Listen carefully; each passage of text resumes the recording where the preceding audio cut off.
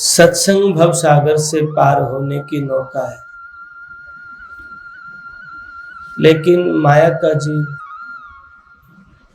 सत्संग नहीं सुन सकता है, बैठ नहीं सकता है। आत्मा की खुराक है सत्संग, मन को ठीक किया जा सकता है सत्संग में बैठ के। लेकिन देखते हैं जब आवाज को, कई बार ऐसा सामने आया है, मैंने बहुत लोगों को देखा है, ऋषि मुनियों के बारे में सुना है। आवाज को, बड़े बड़े ऋषि मुनि भी, बड़े बड़े त्यागी वैरागी भी, और तो और देवी देवता भी मार्ग भटक जाते हैं। माया ऐसा खेल खेलती है, इसलिए इस जीव को जगाया जाता है कि संतन के संग लाग रे तेरी अच्छी बनेगी, कि संत की संगत करिए, गुरु के वचन को सिरोधार्य मानिए, गुरु के वचन को मानिए, तेरी अच्छी बनेगी, तेरी बिगड़ी बनेगी। क्योंकि अनंत जन्मों से ये आत्मा कभी किसी योनि में जाती है, कभी किसी योनि में जाती है। आज परमात्मा ने दया करके मानव चोला बख्शा है। ध्यान रहे, मैंने जैसे इतवार को मैं बोल रहा था, जैसे हम गाड़ी से कोई सफर करते हैं और फिर समय आता है उस गाड़ी को छोड़ देते हैं, फिर कोई और गाड़ी, ट्रेन होती है, कोई बस होती है, ऐसे साधन बदलते रहते हैं। ऐसे ही शरीर भी एक गाड़ी है इस जीव की, और ये गाड़ी चलेगी 50 साल 100 साल, और ये भी पता नहीं है कि रास्ते में कब डूब दे, इसका भी पता नहीं है 100 साल पूरे होंगे कि नहीं होंगे। जैसे ही इस गाड़ी का सफर पूरा, तो जीव क्या करेगा, जैसे ही हम कहीं से जाते हैं और पहुंच जाते हैं तो हम क्या करते हैं, गाड़ी को छोड़ देते हैं या गाड़ी में बैठे रहते हैं? गाड़ी को छोड़ देते हैं। ऐसे ही जब इस जीव का सफर पूरा होगा तो ये गाड़ी को छोड़ देगा, इस शरीर को छोड़ देगा, और फिर सफर कैसा रहा उस बात पे अंकलन किया जाएगा। किन्होंने भक्ति सिमरन सेवा की है या नहीं की है, मालिक के नाम की दौलत को सार्थक किया है या बर्बाद किया है। ये विवेकवान पुरुष, विचारशील व्यक्ति ही इन बातों पे विचार करते हैं। जिनके अंदर विचार नहीं, वो सत्संग में बैठ के भी और चित्त में रहते हैं। प्रिय बंधुओं, जब भी सत्संग में बैठे, ये खान पीन की चीजों को पहले करके फिर शांत होके बैठ जाए, बीच में लेके नहीं घूमना चाहिए। क्योंकि जब मालिक के नाम की चर्चा चली रहती है, हमारा मन उसकी ओर जब जाता है, सुनता है, और बीच में जो कोई बातें आती है तो वो कनेक्शन टूट जाता है। आधी अधूरी बातें करने से, सुनने से फिर कुछ समझ में नहीं आता है। एक साहूकार सेठ ने, एक दुकानदार ने सस्ते भाव में घी खरीद लिया, और जब घी खरीदा तो कुछ टाइम के बाद में छापा पड़ गया। तो थोड़ी सी भिनक पड़ी थी। सेठ ने, दुकानदार ने अपने नौकर से कहा, भाई ये 100 टीन घी के ले जाओ, खड़ा खोद के घी को दागाओ। दुकानदार ने नौकर को कहा, नौकर ने खड़ा खोदा, घी का ढक्कन खोला और घी खड्डे में डाल दिया और आ गया। सर ये टीन कहाँ रखने हैं? मैंने, सेठ ने कहा, मैंने आपको बोला था खड़ा खोद के दबाया हो, न घी तो दबाया, खाली टीन है। सेठ ने सिर मारा, अरे मूर्ख, ये क्या किया। आधी अधूरी सुनने से हम ऐसा ही करते हैं, खाली टीन हाथ लगते हैं, घी नहीं हाथ लगता है। और फिर आधा अधूरे से हम भटक जाते हैं। देखा होगा बड़े बड़े महात्माओं का जब इतिहास पढ़ते हैं, ऋषि मुनियों का जब इतिहास पढ़ते हैं, हम तो साधारण लोग हैं, हमारी तो बात ही क्या करेंगे। लेकिन गुरुमुखी जो है ना, वो प्राथमिकता सत्संग को, मालिक के नाम को, सेवा को देता है। वो गुरुमुखी काल के ग्रास से बच जाता है। अंका बंका बड़े सच्चे भक्त हुए गुरु के। अंका और बंका दोनों इकट्ठे थे, गृहस्थी थे। तो एक दिन अंका और बंका रास्ते से जा रहे थे। आगे देखा कि धन की थैली पड़ी हुई थी। उन्होंने देखा कि पीछे मेरी पत्नी आ रही है, इस धन को दबा दूं। सोने के सिक्के थे, कहीं नीत ना डिग जाए, कहीं लालच में आके इसको उठाएगी और ये पता नहीं ये धन कैसा है। फिर चित्त में माया की वृत्तियां, विकृतियां, दोष आएंगे और फिर ये जीव भटक जाएगा। उन्होंने मिट्टी में दाबना शुरू कर दिया। तो उनकी पत्नी ने कहा, क्या कर रहे हो, मिट्टी में मिट्टी दबा रहे हो। एकदम सचेत हो गया, छोड़ दिया कि हाँ, भक्ति को प्राथमिकता ज्यादा है। ये गुरु का लाल है, ये गुरु की कमाई करने वाली जीवात्मा है। वो जान गए कि हाँ, भक्ति को प्राथमिकता ज्यादा है। मैं ये नहीं कह रहा कि आप पैसे को जमीन में दाब दें, देखें, नहीं। आप मेहनत करें, कर्म करें, खूब कमाएं, लेकिन असली दौलत जिसकी ओर से हमारे लोचन बंद है, आंखें बंद है, जिसकी ओर हमारा विचार, हमारा ध्यान नहीं जाता है, एक दिन ये शरीर का जब सफर पूरा होगा, पंछी जो उड़ जाएगा, इस शरीर से जो दौलत कमाई है, वो दौलत उस पंछी के साथ नहीं जाएगी, जीव के साथ नहीं जाएगी। जीव के साथ तो नाम की दौलत जाती है, ताकि वो जीव काल के जाल से बच जाए, बंधन छूट जाए, जन्म जन्म का रोना छूट जाए। जैसे बच्चे खेलने में ज्यादा रुचि रखते हैं, पढ़ाई में कम, छोटी अवस्था में माँ बाप खूब समझाते हैं, फिर भी उनका मन वहीं रहता है। छोटे बच्चे खिलौनों से खेलते हैं, जिद करते हैं, अगर खोसले तो रोने लग जाते हैं, क्योंकि उनका पूरा रस खिलौनों में। ऐसे ही हमारा पूरा रस दुनिया के खिलौनों में है। खिलौने छोटे थे और खिलौने बड़े हो गए, हमारा रस खिलौनों में है। पहले मिट्टी के घर बनाते थे, आज ईंट पत्थर के बनाते हैं। पहले लकड़ी के ट्रैक्टर ट्रॉली थी, आज लोहे के और के हो गए हैं। ऐसे ही हम बस बदल रहे हैं, प्रवृत्तियां, विचारें बदल रहे हैं, लेकिन आत्मिक यात्रा की ओर हम नहीं जाग रहे हैं। नाम की कमाई तब शुरू होती है जब भीतर का अंतःकरण पाक होता है, पवित्र होता है।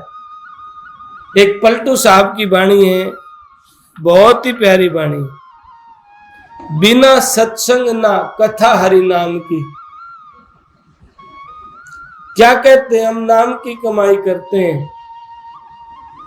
पलटू साहब कहते हैं बिना सत्संग नहीं काम आवेगा। अब कितने लोग नाम की कमाई, वाणी की चर्चा करते होंगे, लेकिन सत्संग नहीं उनके पास। बैठ के टोलियां बना के कभी किसी की वाणी, कभी किसी की वाणी करते हैं, चर्चा भी करते हैं बड़ी बड़ी, लेकिन सत्संग नहीं होने की वजह से उनके अंदर चतुराई आ जाती है, चापलूसी, चतुराई और कपट आ जाता है। जिसकी वजह से वाणियों पे चर्चा तो करते हैं, वाणी को भीतर नहीं जाने देते। और जब तक वाणी भीतर नहीं जाएगी तब तक उसकी यात्रा पूर्ण नहीं होगी, दीदार नहीं होगा, दर्शन नहीं होगा। और दर्शन के बिना जीव का काल के जाल से छूट नहीं सकता, माया के बंधन से छूट नहीं सकता जीव। इसलिए पलटू साहब ने प्राथमिकता बिना सत्संग ना कथा हरि नाम की, और बिना हरि नाम के मोह ना भागे। जब तक नाम की कमाई नहीं करेंगे तब तक मोह नहीं भाग सकता। फिर और आगे कदम रखते हैं, मोह भागे बिना मुक्ति ना मिलेगी। बंधन नहीं छूटेंगे, आजादी नहीं मिलेगी मोह माया के बंधन से। मोह भागे बिना मुक्ति नहीं मिलेगी। मोह है तो बंधन है, और बंधन है तो नाम की कमाई से वंचित है। नाम की कमाई से जीव दूर रह जाता है, काल का ग्रास बन जाता है। मोह भागे बिना मुक्ति नहीं, और मुक्ति बिना अनुराग ना लागे।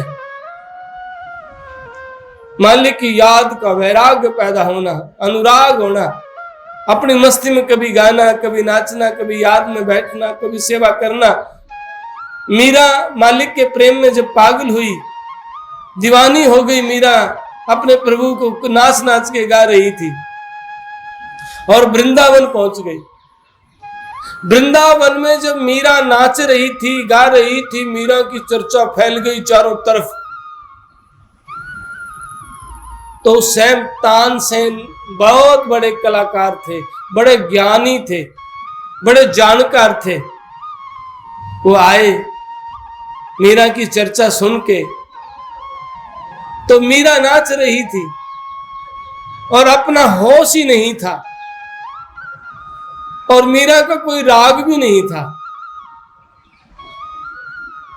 तो यह सुन के तानसेन ने सोचा कि मीरा तो अपनी मस्ती में है, बात नहीं कर पाएगी। तो दीवार पे लिख दिया, मीरा राग में गाया, राग में गाया करो मीरा। 2 घंटे के बाद मीरा की होश आया, बैठी। लोगों ने कहा कि मीरा, यहां तानसेन आया था। मीरा, उन्होंने कहा कि राग में गाया करो मीरा। मीरा ने कहा नहीं, राग नहीं, अनुराग में गाया करो। दुनिया के राग खत्म नहीं होते, मालिक का अनुराग। भक्ति बिना अनुराग ना लागे, और अनुराग के मुक्ति बिना अनुराग ना लागे। अनुराग के बिना अनुराग के भक्ति ना मिलेगी, और भक्ति बिना प्रेम नहीं उर लागे। प्रेम नहीं जागेगा भक्ति बिना। बड़ा स्पष्ट का, अनुराग के बिन भक्ति नहीं, मोह बिना अनुराग नहीं। मोह से मुक्त हुआ, अनुराग लग गया। अनुराग लगा तो भक्ति पैदा हो गई, और भक्ति पैदा हुई तो प्रेम जाग गया मालिक के प्रति। और जब हम जो प्रेम करते हैं, कभी रो लेते हैं, कभी हंस लेते हैं, ये ठीक है, लेकिन जो स्टेप टू स्टेप होना चाहिए वो नहीं है। क्यों?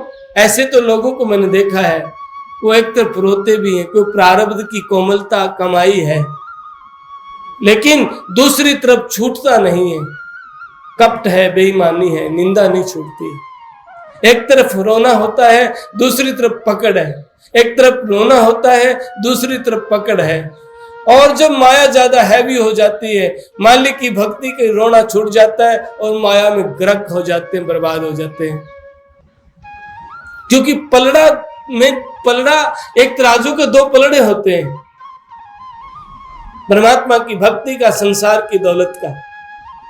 वो कभी इधर खींचता है, कभी वो, कभी वो, कभी वो, कभी कोई सा पलड़ा ज्यादा, कभी संसार का, कभी भक्ति का, कभी संसार का, कभी भक्ति का। और जो बराबर हो जाते तो ऐसे हो जाते हैं। और जो भक्ति ज्यादा होने लग जाती है तो वो पलड़ा उठ जाता है, भक्ति भारी हो जाती है। इसलिए मोह भागे बिना अनुराग नहीं, और अनुराग के बिना भक्ति नहीं। और भक्ति बिना प्रेम नहीं, प्रेम बिना नाम ना, फिर वहीं आगे नाम शुरू में, बिना सत्संग कथा हरि नाम ना। प्रेम हुआ तो फिर नाम ने काम किया, नाम बिना संत ना, पलटू सत्संग वरदान मांगे। पहली बात पा गए सत्संग पे, पलटू सत्संग वरदान मांगे। जय कोई संत मिल जाए तो क्या मांगे कि हे गुरुदेव संत सत्संग मिल जाए, क्योंकि जहां सत्संग होता है वहां आप सतगुरु होते हैं, जहां सत्संग होता है वहां आप संत मौजूद होते हैं, जहां सत्संग होता है वहां स्वयं गुरुदेव मौजूद होते हैं। और जब उनकी मौजूदगी में बैठ करके कोई चिंतन किया जाए, कोई मंथन किया जाए, उनकी भक्ति की जाए, वो स्वीकार हो जाती है। इसीलिए तो कहा है संतन के संग लाग रे तेरी अच्छी बनेगी, बिगड़ी बनेगी। बिगड़ी हुई अनंत जन्मों की क्यों मोह पैदा है, भक्ति नहीं है। लोग तो इसी को भक्ति कह लेते, बस 2 घंटे बैठ के राम राम कर लेने भक्ति करते हैं। नहीं, ऐसा नहीं है।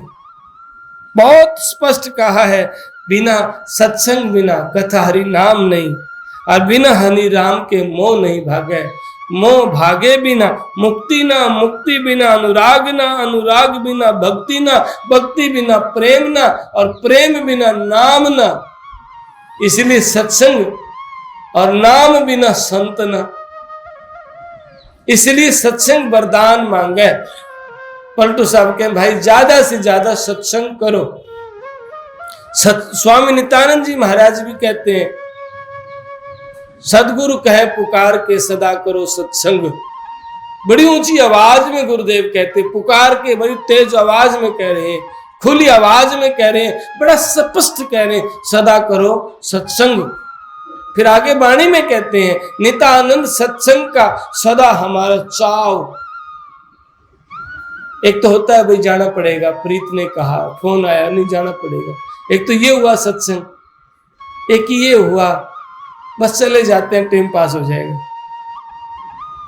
एक ये आना हुआ, अरे ये एक ये आना हुआ, नहीं जाना है, मैंने बैठना है। स्वामी जी महाराज की वाणी का पाठ है।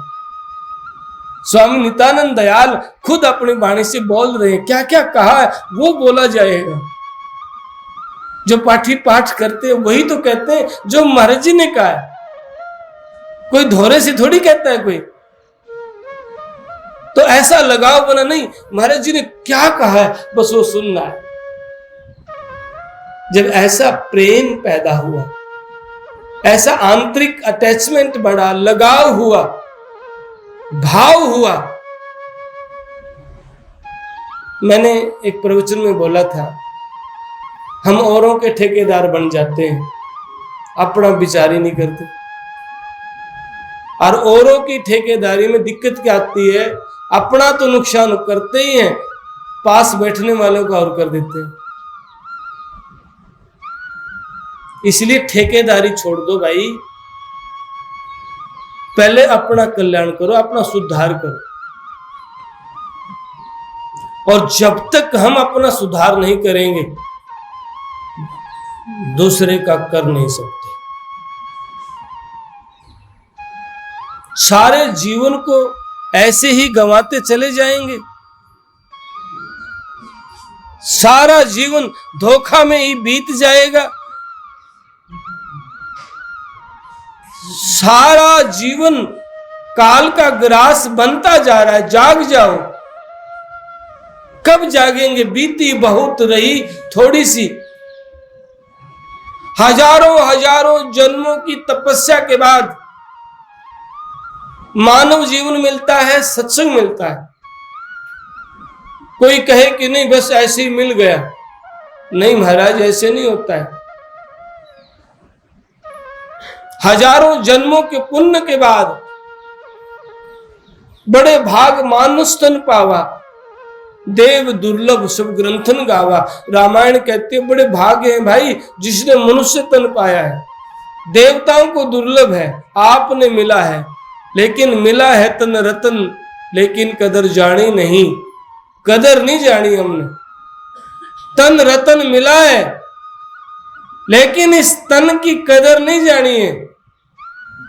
इसलिए सतगुरु के प्यारी साध संगत जी, नेकी कर, बंदगी कर, सिमरन कर, सेवा कर, नाम की कमाई कर। इतना आसान नहीं है आदतों को बदलना। अनंत जन्मों से बिगड़ी हुई आदत, गुरुदेव कहते हैं कच्चे सूत को सुलझाना। और कच्चा सूत जो माताएं पहले काटती थी चरखे में, क्योंकि चरखे का तो बड़ा जिक्र किया संतों ने। चरखे पे जो काटते हैं कच्चा, वो सूत होता है, कच्चा सूत। हत्ताकू के ऊपर जो आ जाती है कुकड़ी कच्चे सूत की, छोटी सी कुकड़ी, मेरे हिसाब से 100-150 ग्राम की होती होगी। अगर वो कुकड़ी उलझ जाए और बिना टूटे उसको सुलझाना कितना औखा है ना? औखा, कठिन है, बड़ा मुश्किल है। और यहां गुरुदेव कहते हैं ऊर्जा सूत अनेक जन्म का, 9 मन सूत थोड़ा बहुत भी नहीं है। इतना सूत, 9 मन सूत सुलझाना इतना औखा काम है। ऊर्जा सूत अनेक जन्म का, तार तार सुलझाया है। हमारे गुरु गोविंद बताया है कि मेरे गुरुदेव ने अनंत जन्मों का जो उलझा हुआ सूत था, चित्त वृत्तियां जो स्वीकार नहीं करती थी, जो मन भटकाव था, कभी कहीं माया में डोलता था, मेरे गुरु ने कृपा करके मुझे प्रसाद दिया। वो प्रसाद दिया, मेरे तार को सुलझा दिया। वो प्रसाद दिया, मेरा जन्म जन्म का रोना छूट गया। वो प्रसाद दिया सतगुरु ने, जो इस चोले के बाद आगे आत्मा भटकती थी, वो रोना छुटा दिया। दुख की बात तो ये थी, हमें पता ही नहीं है कि दुख क्या है, रोना क्या है। रोना तो गुरुदेव कहते हैं भाई, जन्म मरण की जेवड़ी काट सके तो काट, नितानंद अब ना कटी तो तन 12 बाट। ये जन्म मरण का खुट्टा गड़ा हुआ है। जन्म मरण के बंधन से मुक्त होना है। कभी आज जन्मता है, कभी कल मरता है, कभी जन्मे मरे, मरे फिर जन्मे। ये दुख कैसे छूटे, इस बात पे विचार करना है। कभी सोचा है? इसकी और ख्याल नहीं है। बस यही समझते हैं हम जैसे ऐसे ही थे। ऐसे तो आप पैदा नहीं हुए थे और ऐसे आप रहोगे नहीं। आप एक छोटे से बच्चे के रूप में आपने जन्म लिया था और आज आप जवान हो, कल आप वृद्ध होंगे और उसके बाद आपका शरीर आपके पास नहीं होगा। फिर आपकी आत्मा अकेली ही, जो जन्मों में उपद्र किए हैं। महर्षि वाल्मीकि कहते हैं, संत बनने से पहले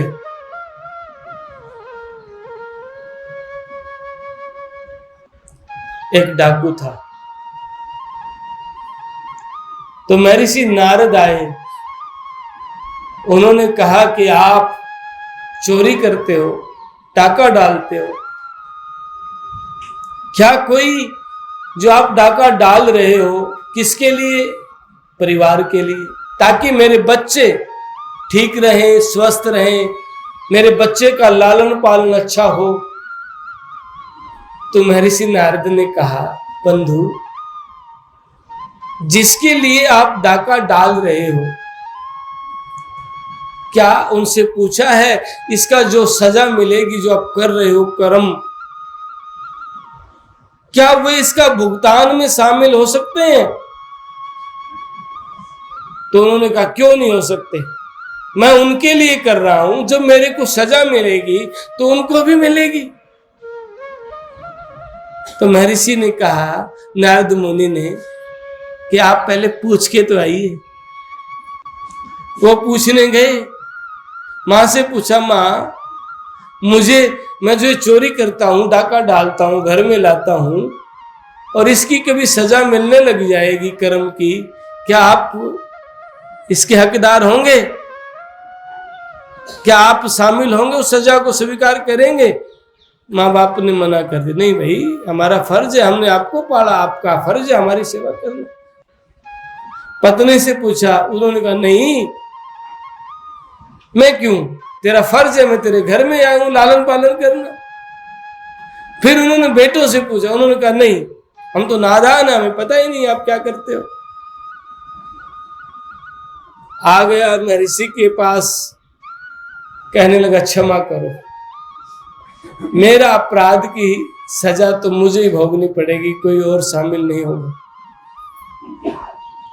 कोई और शामिल हो नहीं सकता, मुझे माफ करो, मैं भूल में था, मुझे क्षमा करो। सन्यासी बन गया। जो आज हम करते हैं,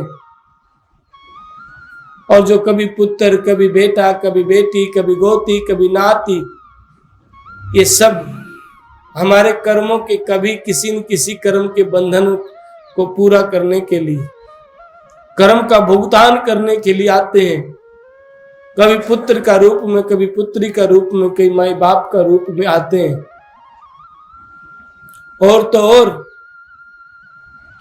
जिनका लेखा जोखा ठीक ना होना, मैं अजीब सी बात कहता हूं, आप हैरान हो जाएंगे। एक व्यक्ति ने एक भैंस ली, भैंस, बहुत साधारण सी बात कह रहा हूं, जिस घर से ली थी उस घर में खूब दूध देती थी, और फिर वो भैंस उन्होंने अपने घर में, उस घर में ली तो वहां के उसने दूध नहीं दिया। 10 लीटर दूध देने वाली भैंस 3-4 लीटर पे आ गई। बड़ा दुखी हुआ, और फिर उन्होंने उस भैंस को दुखी होकर के अपनी बहन को दे दिया, बहन, ये भैंस आप ले जाओ। वहां जाने के बाद वही भैंस दूध 10 से 12, 13, 14 किलो तक पहुंच गई, लीटर तक। जिस घर से आई थी वहां देती थी, जिस घर में आई वहां नहीं दिया, आगे गई फिर देने लगी। इस बात को हम क्या समझेंगे? हम दूसरी ओर समझेंगे, उस घर में कोई भूत था, कोई प्रेत था, कोई टोना टोटका कर रखा था, भैंस का लहना नहीं था, ये समझेंगे ना। और सच कुछ और है। संत कहते भी हैं लेकिन हम समझते नहीं, हम भ्रमित हो जाते हैं, झाड़ा झपाड़ा में, टोना टोटका में भटक जाते हैं। उस पशु का दूध आपके योग में नहीं था, सच तो ये है। उसका हिसाब किताब आपके, ये बड़ा सूक्ष्म खेल है, आएगा नहीं समझ में। हम इस पे बहस कर सकते हैं, तर्क कर सकते हैं, मिथ्या झगड़े कर सकते हैं, लेकिन समझ नहीं आएगा।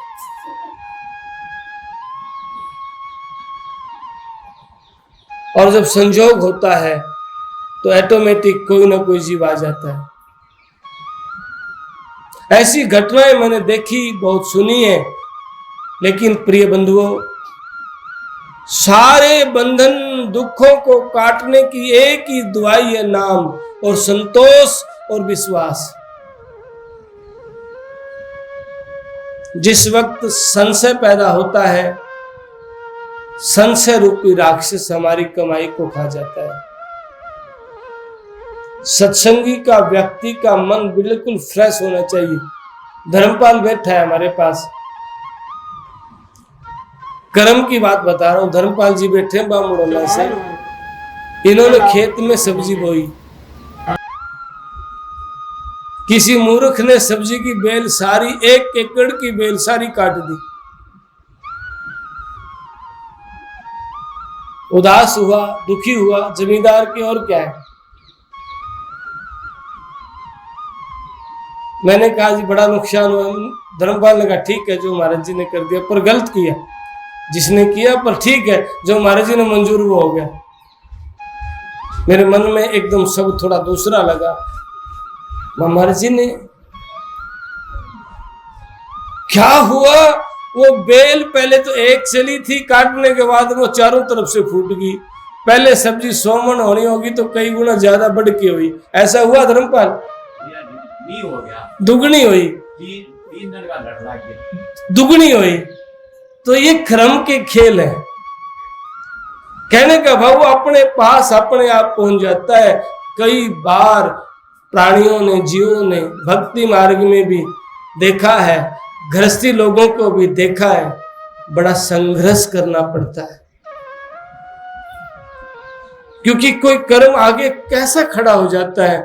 भक्ति से चित्त भंग, सत्संग से चित्त भंग, भक्ति करने वाले लोगों से मन भंग हो जाता है। क्यों? मन बैठा है, बीच में रोकने के लिए माया बैठी है।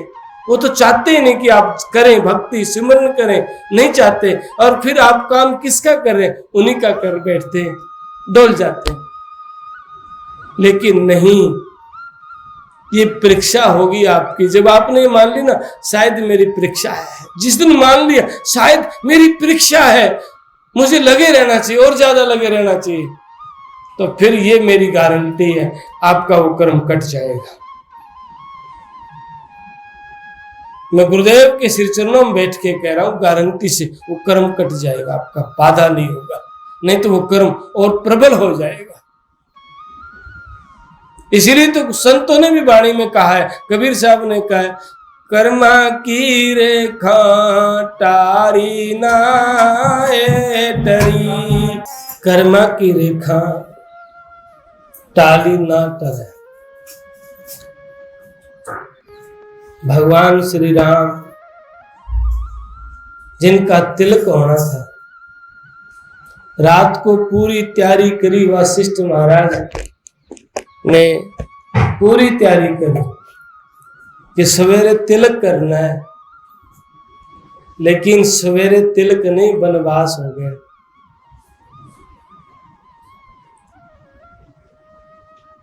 हरिचंद्र राजा सत्यवादी था, बड़ा सच्चा था, और सिर पे चबर धरे उसने के मेहनत का तोड़ा भंगी के नीर भरे, कर्मा की रेखा टाली ना टले।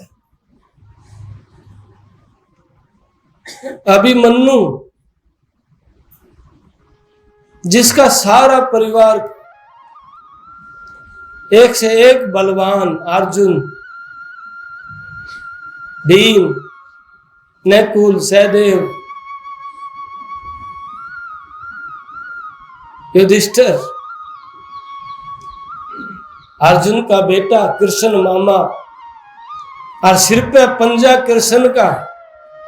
आप देखिए, सिर पे पंजा कृष्ण का, और फिर भी अभिमन्यु आण बीच में आकर मर गया, बच्चा नहीं।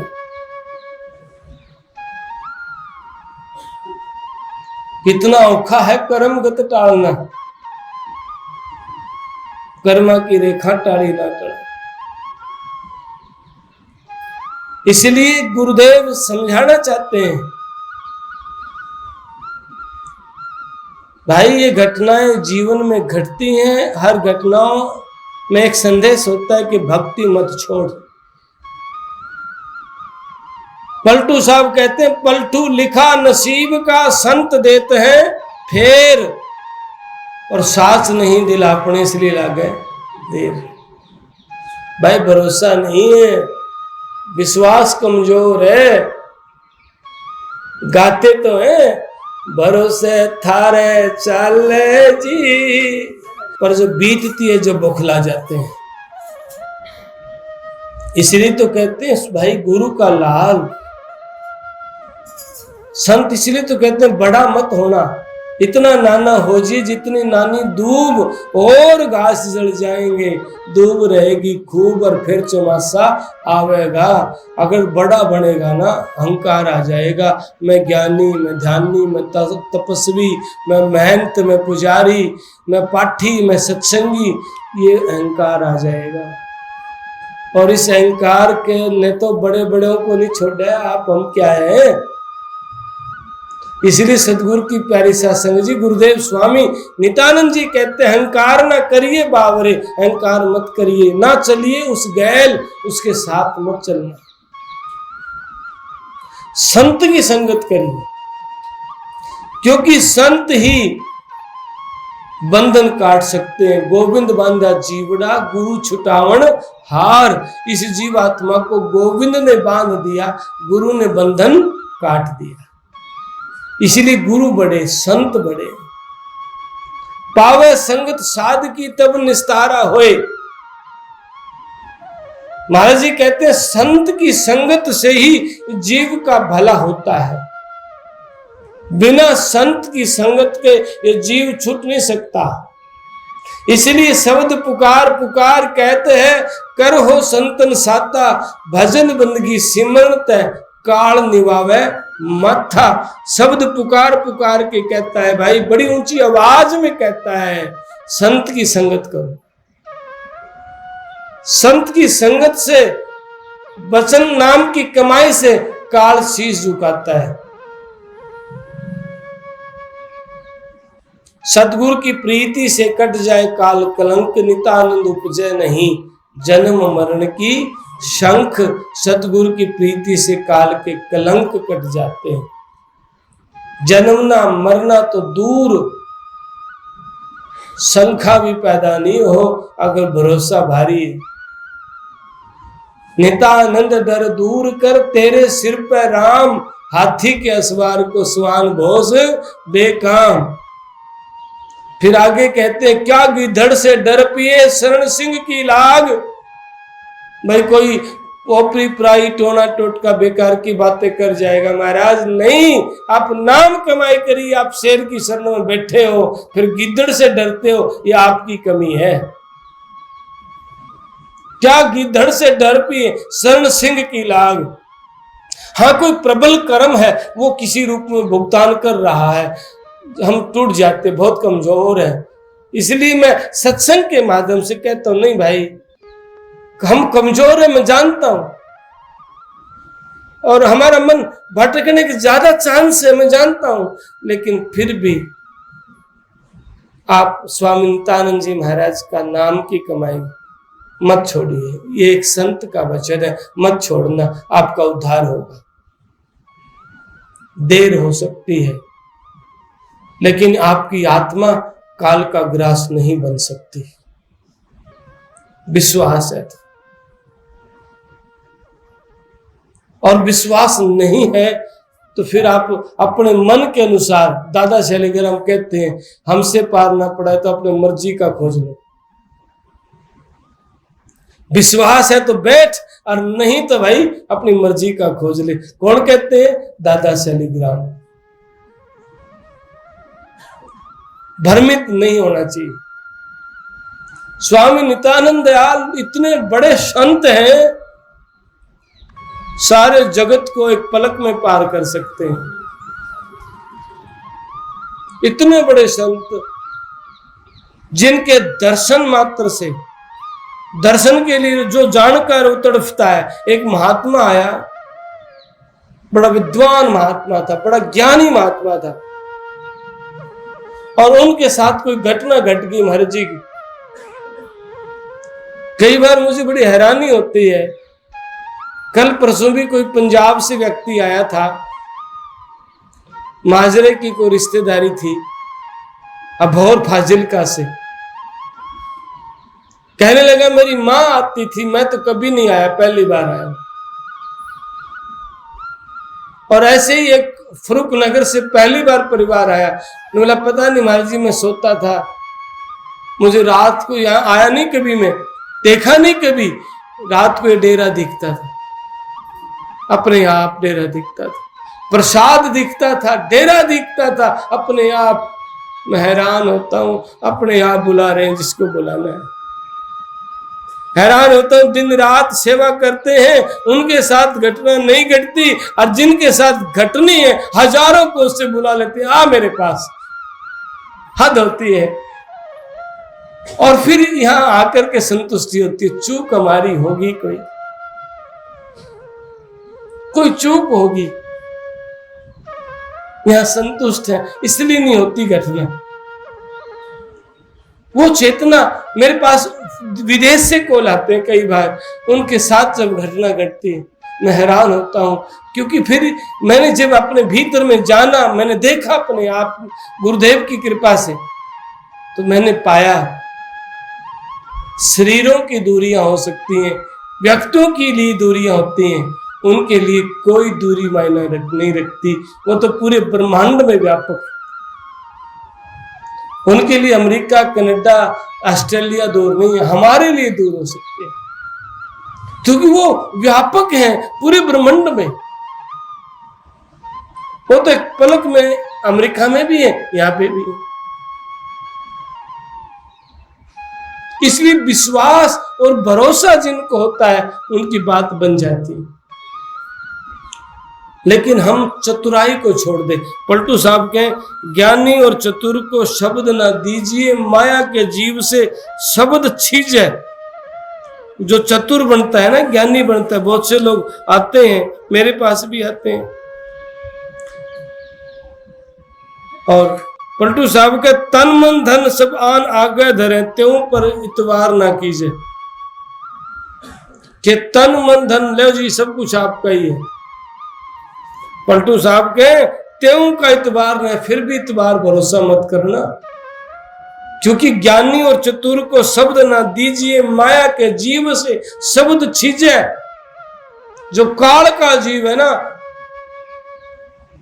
उसको शब्द मत देना। माया का जीव वो भटक जाएगा, वो भटका देगा, लोगों को भ्रमित कर देगा। मैंने अपने गांव में एक दो ऐसे व्यक्ति देखे हैं जो भटकते रहते हैं पूरे गांव में, उन्होंने शब्द का पता नहीं। मैं ये कहता हूं, आप कोई शब्द रटे, लेकिन गुरु कृपा के बिना शब्द प्रकाश में नहीं होगा, हो ही नहीं सकता। दुनिया राम राम रटती है। नानक साहब कहते हैं, राम राम शब जग करे, राम ना पाया जाए। सारा संसार राम राम करे, पर राम थोड़ी मिलता है। भीतर राम है ही नहीं, ऊपर से राम राम राम राम राम राम राम राम क्या होगा? राम भीतर है तो राममय जीवन भी है, क्षमा भी है, शील भी, संतोष भी, सत्य भी, धीरज भी और विश्वास भी। ये जो 5-6 मैंने कहा है, ये साधन है भक्ति के।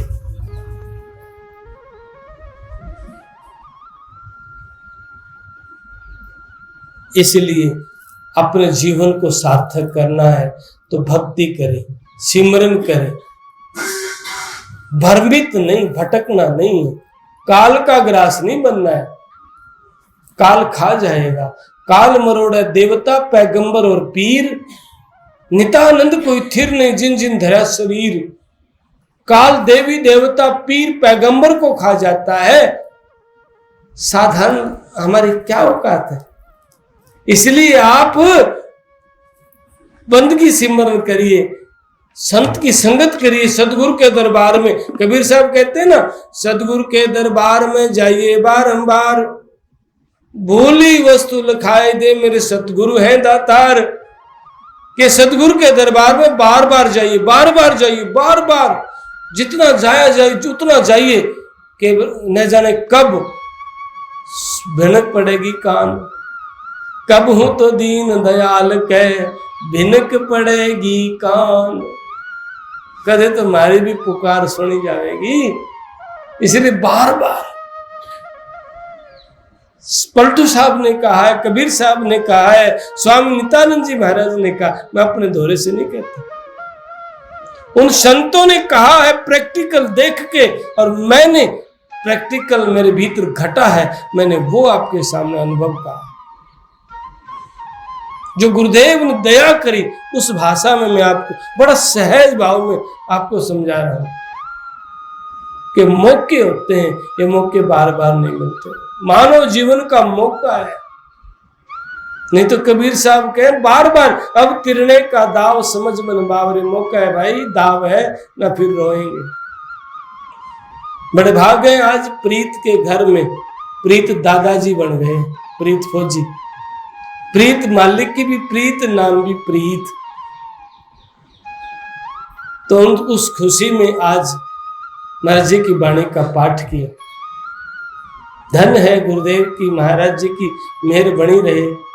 बोल सतगुरुदेव महाराज की।